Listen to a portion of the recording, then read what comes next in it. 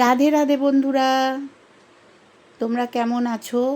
আশা করি খুব খুব ভালো আছো। আর ঠাকুরের আশীর্বাদে আমিও খুব ভালো আছি। আজ লক্ষ্মী পুজো, অনেক দিন বাদে বড় ভিডিও বানাচ্ছি, তাই সর্বপ্রথম তোমাদের কাছে আগে আমি ক্ষমা প্রার্থী, কারণ অনেক দিন বড় ভিডিও দিতে পারিনি। তো দেখো, প্রথমে দুয়ারে দেওয়ার জন্য গেটের মুখে আমি এই আমপল্লব দিয়ে মঙ্গল চিহ্নটি বানিয়ে নিয়েছি।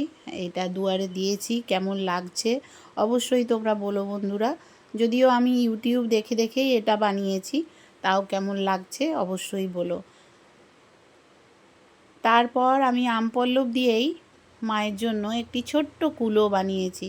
হয়তো ভালো হয়নি, কিন্তু তোমাদের সাথে সব কিছুই যেহেতু শেয়ার করি, তাই এটাও আমি তোমাদের সাথে শেয়ার করছি। কেমন হয়েছে বন্ধু, এটাও তোমরা জানিও যে আমি কেমন করতে পারলাম কি না। এটাও যদিও ইউটিউব থেকে দেখে দেখে করেছি, ছোট্ট একটা কুলো করেছি দেখো। তারপর সিঁদুর আর হলুদ দিয়ে স্বস্তিক এঁকে নিয়েছি কুলোটাতে। মায়ের যেহেতু আজকে লক্ষ্মী পুজো, মায়ের সব কিছুই মঙ্গল চিহ্ন হিসাবে স্বস্তিক ব্যবহার করা হয়। তাতে দিয়েছি আতপ চাল, একটি কড়ি, একটি সুপুরি, একটি 16 আনা পয়সা আর একটি কাঁচা হলুদ। এই দিয়ে মাকে আমি আহ্বান জানালাম। তারপর 5টি পান দিয়ে মাকে একটি মঙ্গল ঘট আমি বানাচ্ছি। 5টি পান দিয়েছি, তাতে 5টা কড়ি দিয়েছি। দেখো বন্ধুরা, একে একে 5টা কড়িও সাজিয়ে নিচ্ছি। এবার 5টা সুপুরি দেব।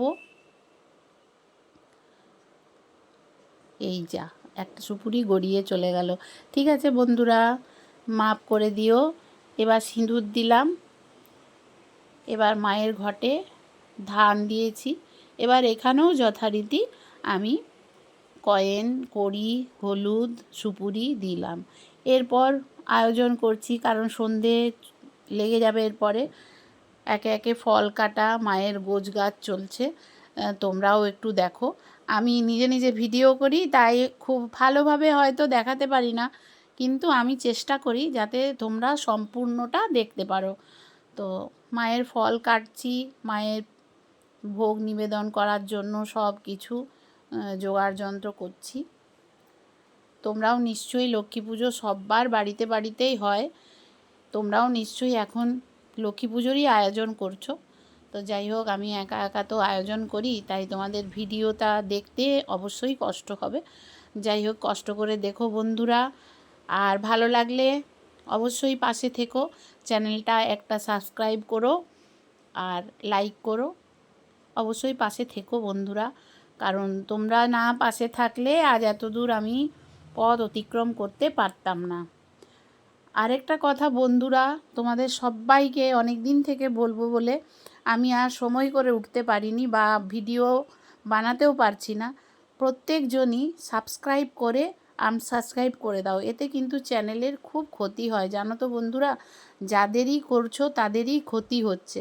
তোমাদের যদি ভিডিও দেখতে ভালো না লাগে, তাহলে অপশন আছে, ওপরে উঠিয়ে দিতে পারো, বা সাবস্ক্রাইব করতে হবে এমনও কথা নয়।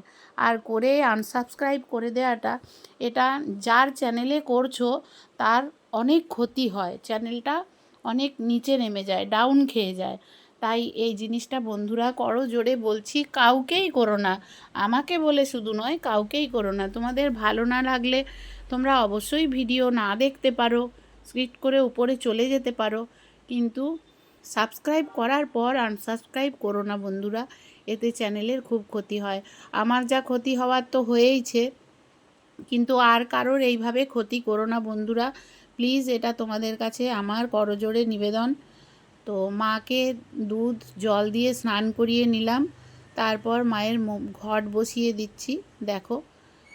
তারপর তো পুজো করার সময় খুব একটা ভিডিও করতে পারি না, তো পুজো করার পরে আবার তোমাদের একটু করে ভিডিও করছি, একটু করে পুজো করছি।